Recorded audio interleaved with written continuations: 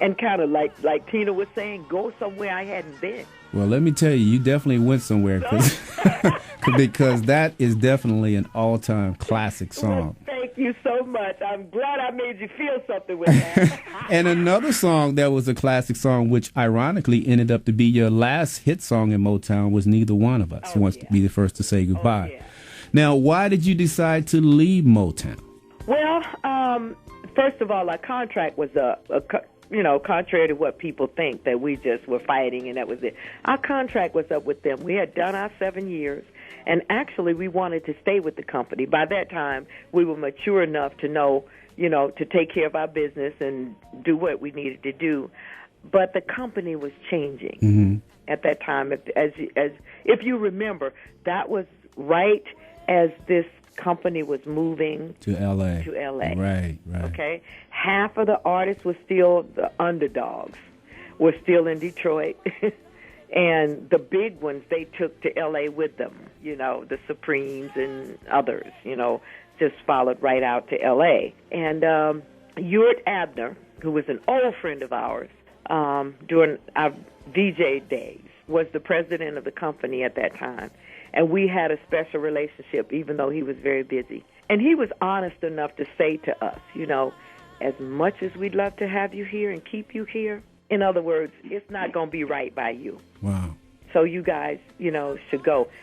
We had been saving tax money and just a lot of things that didn't go right for us, that wasn't fair, that, a lot of people didn't know. So, he felt that we would get a fairer shake at a different company. And you did, because you left Motown, you signed with Buddha Records. Absolutely. And you guys just absolutely exploded. Absolutely. I mean, you had 3 #1 songs from Platinum Album Imagination. You won 2 Grammy Awards, one for Neither One of Us, one for Midnight Train to Georgia. Absolutely. You had your own television show. Yes, we did. You did the soundtrack from Claudine. Yes, we did. You were just on fire. Yes, so we were. what was it like for Gladys Knight and the Pips during that period between 73 and 74 when you were just so hot? Dream come true. Finally. Yeah, because, like when you think about it, you pray about it, and you dream about it for so long, sometimes it'll hit you, and you don't realize it's there. Right. Because you're just doing. You're in the process of doing. Like the thing said, just do it. You're in the process of doing it. So it comes sometimes you're so in it and just making it happen, you don't really get into it. And you know what? Those Grammys, and we did love what we were doing at that time. So we weren't singing for the Grammy. Right. It's like, hey, let's get this one because this one may get us. We weren't singing for the Grammy. We just put our heart and souls in every song that we did. And these came out and touched somebody, evidently, in an unbelievable way and became the hits that they were. Now, the other thing that happened during that period is you recorded the soundtrack from Claudine. Yeah, that was fun. What was it like working with Curtis Mayfield? Another thing I heard was a rumor I wanted to clarify and see if this is true. Did you record that album in less than a week? We sure did. That's true. Wow. That's absolutely true. Curtis, by then, they were allowing the recording situation where you could do the tracks. Right. And then in the old days, you couldn't do that. It was against the law. But they could do the tracks, and then you would come in and sing. So we were on tour at the time, and we had actually 4.5 days open to do this. And they say, well, the time frame for the movie, we have to do it this week. Well, we don't have a 4.5 days, so they say come in. We literally lived in the studio, and that's true. We spent all day, all night. The only time we'd stop when we'd order out for food, and we'd record to like 3 or 4 in the morning. We go to the hotel maybe. Sometimes we just get up and have a bite to eat, and, we slept on sofas and stuff and just go right back to singing, And we do 2 or 3 hours of sleep and come back and do it. And we took those 4 days, and we finished the song. Curtis had the stuff done. He knew what he wanted, you know what I mean, as a producer, which made him very, very, very unique.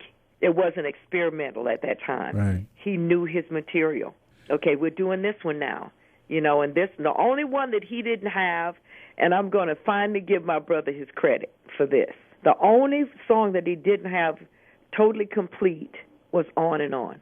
Oh, really? And that was the first single? That was the first single. Wow. And so Bubba and I and William had been writing for a long time. we just didn't have sense enough to get the credit for it. We didn't know in the beginning, about writers' unions and that. We just loved to write. So a lot of the stuff that we did, we would just pitch in and either write a verse or do whatever, right?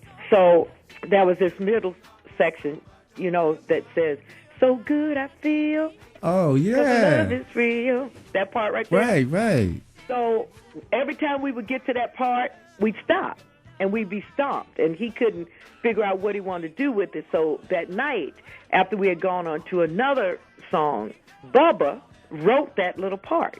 Hugging and loving? Yeah. So he came and he sung it to me. He said, "Hey, G, what you think about this?" So he sung it to me, Now, Bubba's kind of bashful when it comes to his talents and gifts, I'm not. So when Curtis got there, that day, I said, "Hey, Curtis, look, well, what do you think about doing this?" So me and Bubba did that. I said, "Bubba wrote this little part." Now, Curtis was very protective about his music, okay? I'm just telling it to you straight. He didn't want nobody writing nothing because he wanted it all to be Curtis, and that's just Curtis. We accepted it as that, okay? But we just didn't have no idea that he wouldn't give him any credit. Wow. So we sung it to him. He said, "Yeah, Cats, that's pretty good." And we were running out of time. You know what I'm saying? This was toward the last thing that we did. And so we all got together and we harmonized it and we put it together. And we went out there and we put it on. I think that's just absolutely incredible that you all did that album in 4 days, because I think about some of the songs that are on there, The Makings of You, Make Yours a Happy Home, On and On, Hold On. All of those songs, I was thinking that could possibly took you at least 2 or 3 months. No, it took us 4 days. But that's incredible. But one of the things that I was curious about, you had all of the success with the Pips, and finally you decided to leave. What was behind your decision to leave the Pips? Well, our lives as entertainers, we always planned, so to speak. You can never just say what ups and downs you're going to have, but you're going to have a plan. And from the very beginning, we set our goals. We said we want to be the greatest group in the world. Now, we know that was a tall order, but it kept us moving forward. You know what I mean? Right. Trying to be better and that kind of thing. So we also, as we went along, would adjust that plan.